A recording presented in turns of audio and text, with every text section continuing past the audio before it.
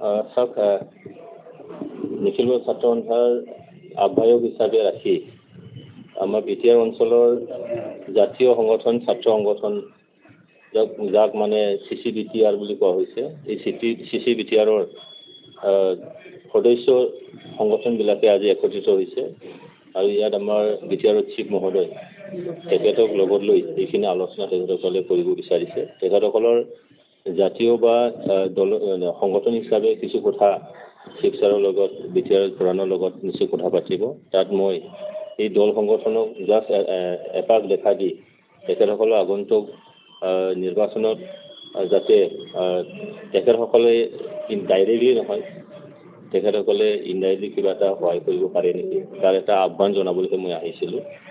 এইখিনি মোৰ ইয়াত অহাৰ উদ্দেশ্যটো। বাকী তেখেতসকলে শিৱসাৰৰ লগত তেনেকৈ কি ধৰণৰ কথাটো পাতে মই ক'ব নোৱাৰোঁ। 30টা সংগঠন, তাৰে কিছুমান এতিয়াও আহি আছে। এতিয়া এই মুহূৰ্তত 22টা সংগঠনে অলৰেডি উপস্থিত হৈছে, বাকীবোৰ আহি আছে বুলি কৈছে। ইয়াত বিটিআৰ আশাটো নাথযোগী আদি কৰি কুৰুক মানে আৰু কলিতা তেনেকেই আদি কৰি আছে বহুত সংগঠনবিলাকে। মই মানে চবকে কোৱাটো মোৰ ফালে সমস্যা নহয়। হয়, আজি আমি বিটিআৰ এই অঞ্চলৰ প্ৰায় 30টাকে জাতীয় আৰু ছাত্ৰ সংগঠন, আমাৰ যি কোঅৰ্ডিনেশ্যন কমিটি, সমন্বয়ৰক্ষী কমিটি যি 30টা অৰ্গেনাইজেশ্যনৰ আছে, আমি একেলগে ইয়াত আমাৰ কোচ ৰাজবংশী, আমাৰ উৰিয়া, আমাৰ বেংগলী, আমাৰ মানে সান্থাল, আমাৰ ইয়াত যিখিনি আছে গোটেইখিনি আমি একেলগে বিটিআৰ প্ৰধান প্ৰমোদ বড়ো ডাঙৰীয়া আৰু বৰ্তমান 1 নম্বৰ কোকৰাঝাৰ লোকসভা সমষ্টিৰ প্ৰাৰ্থী চিডলি সমষ্টিৰ বিধায়ক জয়ন্ত বসুমতাৰী ডাঙৰীয়াৰ লগত আমি ইয়াত আলোচনাত মিলিত হৈছোঁ। আৰু ইয়াৰ মূল কাৰণটো হ'ল যে বিটিআৰৰ অঞ্চলত 2020 শান্তি চুক্তিৰ পিছত শান্তি প্ৰতিষ্ঠা কৰা আমাৰ 30টা সংগঠনৰ এটা প্ৰধান লক্ষ্য উদ্দেশ্য আছিল। দ্বিতীয় লক্ষ্য উদ্দেশ্য আছে যে বিটিআৰ চুক্তিৰ দফাসমূহ আমি আখৰে আখৰে ৰূপায়ণ কৰিব লাগে। সামাজিকভাৱে আমি বন্ধন আৰু সমন্বয় গঢ় দিব লাগে, যাতে আমি ইয়াত চিৰস্থায়ীভাৱে আমি শান্তিৰে আমি জীয়াই থাকিব পাৰোঁ। আৰু সকলো জাতি জনগোষ্ঠীৰ যিখিনি সমস্যা, যিখিনি ইছ্যুবিলাক আছে, ইয়াত মাটি বাৰীৰ কথাই হওক, জাতি জনগোষ্ঠীৰ অধিকাৰৰ কথাই হওক, সেই অধিকাৰসমূহ যাতে বিটিআৰ কাউন্সিল চৰকাৰৰ যোগেদি সমাধান কৰিব পৰা যায়।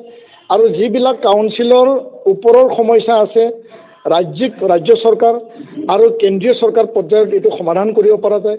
সেই লক্ষ্যসমূহ ৰাখি পেলাই আমি একত্ৰিতভাৱে মিলিত হৈছিলোঁ আৰু 2020 চনত প্ৰমোদ বড়ো ডাঙৰীয়াক সহায় কৰিছিলোঁ।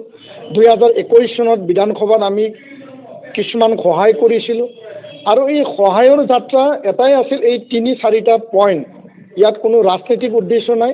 সহায় কৰিছিলোঁ শান্তিৰ স্বাৰ্থত, সহায় কৰিছিলোঁ বিটিআৰ চুক্তি ৰূপায়ণৰ স্বাৰ্থত, সহায় কৰিছোঁ জাতি জনগোষ্ঠীৰ যিখিনি আধৰুৱা অমীমাংসিত জাতীয় সমস্যা বা যিখিনি তেওঁলোকে আকাংক্ষা আছে ইয়াৰ স্বাৰ্থত আমি সিজনে সিজনক সহায় কৰিছোঁ। এফচিয়ে আন জাতিৰ দল সংগঠনক সহায় কৰিছে, তেওঁলোকে আমাক সহায় কৰিছে। আৰু আজি পুনৰ এই লোকসভা নিৰ্বাচনৰ প্ৰাক মুহূৰ্তত একত্ৰিত মিলিত হৈছোঁ আৰু আমাৰ কথাখিনি, আমাৰ দাবী, আমাৰ বিষয় সমস্যাখিনি আমি বিটিআৰ প্ৰধান প্ৰমোদ বড়ো ডাঙৰীয়াক আমি কৈছোঁ, প্ৰাৰ্থী জয়ন্ত বসুমতাৰী ডাঙৰীয়াক আমি কৈছোঁ। তেওঁলোকে আমাক আশ্বাস আৰু বিশ্বাস দিছে আৰু তেওঁলোকে সমস্যা সমাধানৰ সূত্ৰ ওলাইছে আৰু আগন্তুক দিনত আমি একেলগে তেওঁলোকক সহায় কৰিবৰ কাৰণে আমি ঐক্যবদ্ধ হৈছোঁ। এই কথা মই স্পষ্টভাৱে আমি আজি প্ৰকাশ কৰিলোঁ। ধন্যবাদ। বিষয়টো যিহেতু বিটিআৰ অঞ্চলৰ বাসিন্দা আৰু আপোনাৰ পৰা মই গম পালোঁ যে তেওঁলোকে ৰাস্তাত মাৰাস্ত্ৰ লৈ পেলাই মানে তেওঁলোকে কৰায়ত্ব হৈছে বা তেওঁলোকক ধৰা পৰিছে, সেই বিষয়টো মুঠেই আমাৰ কাৰণে মানে ভাল বিষয় নহয়। কাৰণ অসমৰ পৰা ইউনিফাইড কামাণ্ড অলৰেডি উঠিছে, আৰ্মি পুলিচৰ অপাৰেশ্যন অলৰেডি নাইকিয়া হৈছে। কাৰণটো হ'ল অসমত 4-5টা অস্ত্ৰ বা সশস্ত্ৰ সংগঠনে বা বহুতো সশস্ত্ৰ সংগঠনে আত্মসমৰ্পণ কৰিছে। তেওঁলোকে শান্তি চুক্তিৰ পিছত আত্মসমৰ্পণ কৰিছে আৰু চুক্তিত তেওঁলোকে আবদ্ধ হৈছে আৰু ইয়াৰ পিছত শস্ত্ৰ চৰকাৰক জমা দিয়া হ'ল। তো শান্তিৰ অসম শান্তিৰ বদলিনত পুনৰ এনেকুৱা অস্ত্ৰ লৈ পেলাই কোনোবা যদি অশান্তিৰ সৃষ্টি কৰিব বিচাৰিছে, নিখিল বড়ো ছাত্ৰ সন্থা এইটো কঠোৰভাৱে আৰু আমি BTR সকলো অৰ্গেনাইজেশ্যনে কঠোৰভাৱে আমি নিন্দা কৰিছোঁ, গৰিহণা দিছোঁ। যিসকলে হিংসা কথা পাতে, হিংসা কাম কৰিব বিচাৰে, যিসকলে অন্যায় বা ইয়াত এটা মানে অশান্তি সৃষ্টি কৰিব বিচাৰে, ইয়াৰ ওপৰত প্ৰশাসনে চৰকাৰে কঠোৰ ব্যৱস্থা ল'ব লাগে। সেই যি মানুহে নহওক কিয় আইন সকলৰ কাৰণে সমান আৰু কোনো আইন বিৰোধী, কোনো অশান্তি কৰা, কোনো হিংসা কৰা পন্থা বা পক্ষকে এনে এৰিব নালাগে বুলি মই স্পষ্টভাৱে অসম চৰকাৰ আৰু BTR প্ৰশাসনক মই দাবী জনাইছোঁ, আহ্বান কৰিছোঁ। ধন্যবাদ। আজি CC BTR মেম্বাৰ অৰ্গেনাইজেশ্যনৰ এখন আমাৰ BTR মুৰব্বী মাননীয় প্ৰমোদ বড়ো ডাঙৰীয়াৰ লগতে আমাৰ কোকৰাঝাৰ জিলাৰ কোকৰাঝাৰ লোকসভা সমষ্টিৰ কেণ্ডিডেট এখন আলোচনা হৈ যায় আৰু এই আলোচনাত প্ৰত্যেকটো জাতি জনগোষ্ঠীৰ নিজৰ নিজৰ যি সমস্যা আছে এই সমস্যাক লৈ মতামত আগবাঢ়ে আৰু আমাৰ যি কোচ ৰাজবংশী জনগোষ্ঠীটোৰ ভিতৰত থকা আমি বিভিন্ন সমস্যাক লৈ আমিও এইখিনি কথা অৱগত কৰা হৈছে আৰু এই অঞ্চলৰ যি মানে আমাৰ শান্তি সম্প্ৰীতি অটুট ৰখাৰ কাৰণে আৰু BTR চৰকাৰে যি পদক্ষেপ গ্ৰহণ কৰি আছে সেইকাৰণে আমি BTR আক্ৰাসী আজিৰ এই সভাত আমি অংশগ্ৰহণ কৰিছোঁ আৰু আমি আগৰ পৰাই আছোঁ আৰু আমি আশা কৰিছোঁ যে আমাৰ এই অঞ্চলত শান্তি সম্প্ৰীতি তথা বিভিন্ন জাতি জনগোষ্ঠীকে ধৰি কোচ ৰাজবংশীসকলৰ যি সমস্যা আছে এই সমস্যাখিনি সমাধান হ'ব বুলি আমি আশা ৰাখিছোঁ আৰু আগন্তুক কোকৰাঝাৰ লোকসভা সমষ্টিত যি কেণ্ডিডেটে মানে আগবাঢ়িছে আমি নিশ্চয় আমাৰ সংগঠনৰ মাজত অলপ আলোচনা বিলোচনা ভালকৈ কৰি পেলাই আমি নিশ্চয় আগন্তুক দিনত আগুৱাই লৈ যাম।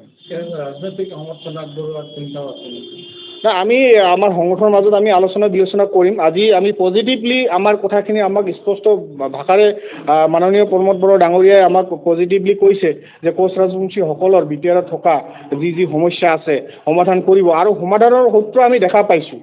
তেওঁৰ মানে যিটো চৰকাৰৰ যি মানে পলিচি কোচ ৰাজবংশীসকলক বাদ দি পেলাই পলিচি কৰা নাই, কোচ ৰাজবংশীসকলক লগত লৈ পেলাই যি পলিচি এটা কৰি আছে আমি নথৈ আনন্দিত হৈছোঁ আৰু আমি অনাগত দিনত আমি এই অঞ্চলৰ শান্তি সম্প্ৰীতি তথা বিভিন্ন জাতি জনগোষ্ঠীৰ মাজত যিটো সমন্বয় একতা এই একতাটো বাহাল ৰখাৰ কাৰণে আমি চৰকাৰৰ লগত কিছুমান ক্ষেত্ৰত আমি থাকিবলৈ আমি আগবাঢ়িম। চৰকাৰে ক'ব আমাৰ all BTR civil caste student ইউনিয়নটো আমাৰ CC BTR প্ৰমুখ্য আমাৰ দীপেন বড়ো ডাঙৰীয়াই কথাখিনি কৈছে। প্ৰথমে আমি all BTR civil caste student ইউনিয়নে BTR শান্তি ঐক্য আৰু উন্নয়নৰ স্বাৰ্থত আমি ইতিমধ্যে আমাৰ NDA প্ৰাৰ্থী আৰু UPPLৰ সমৰ্থ প্ৰাৰ্থী আমাৰ জয়ন্ত বসুমতাৰীক আমি সমৰ্থন দিছোঁ।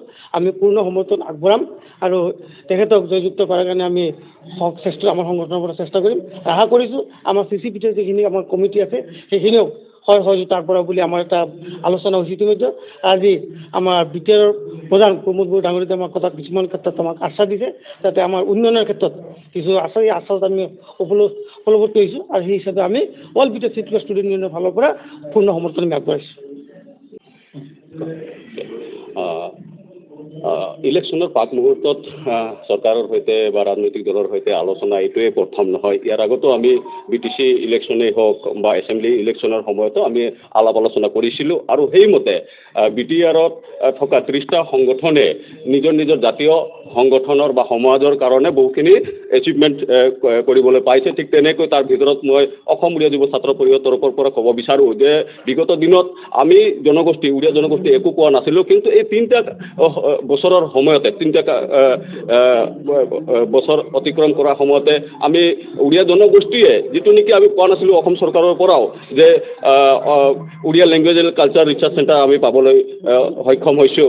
এটা ৰেষ্ট্ৰিক্টেড হলিডে আমাৰ যিটো পৰ্বত এইটো পাবলৈ সক্ষম হৈছোঁ আৰু ইতিমধ্যে আমাৰ নোৱাখাই যিটো ভৱন ৰংগমঞ্চ পাবলৈ আমি গৈ আছোঁ। এইটো আমাৰ সামাজিক এটা ব্যৱস্থা। ইয়াৰ লগতে আমি BTRত যাতে নেকি সকলো দল সংগঠন বা সকলো ৰাইজৰ মাজত যাতে নেকি শান্তি থাকে তাৰ কাৰণে আমি চেষ্টা অব্যাহত ৰাখিছোঁ আৰু সেইখিনি তেতিয়া হ'ব যেতিয়া নেকি আমাৰ কেণ্ডিডেট যেতিয়া মানে দিল্লীত গৈ পাব আৰু তেখেত তাত মাত মাতিব বিটিআৰৰ কাৰণে আৰু গোটেই অসমৰ কাৰণে আৰু আমি সুদক্ষ কেণ্ডিডেট বুলি ভাবিছোঁ NDAৰ প্ৰাৰ্থী জয়ন্ত বসুমতাৰী ডাঙৰীয়া যিহেতু তেখেত এটা সংগঠনৰ পৰা আহিছে আৰু সংগঠন কৰি যোৱা ব্যক্তি এজনে নিশ্চয় আন আন জনগোষ্ঠীৰ যিটো বেদনা সেইখিনি বুজি পায় গতিকে আমি অসমীয়া যুৱ ছাত্ৰ পৰিষদ লগতে বিভিন্ন দল সংগঠনে আমি তেখেতক সমৰ্থন আগবঢ়াইছোঁ আৰু তেখেতে জিকাটো খাটাক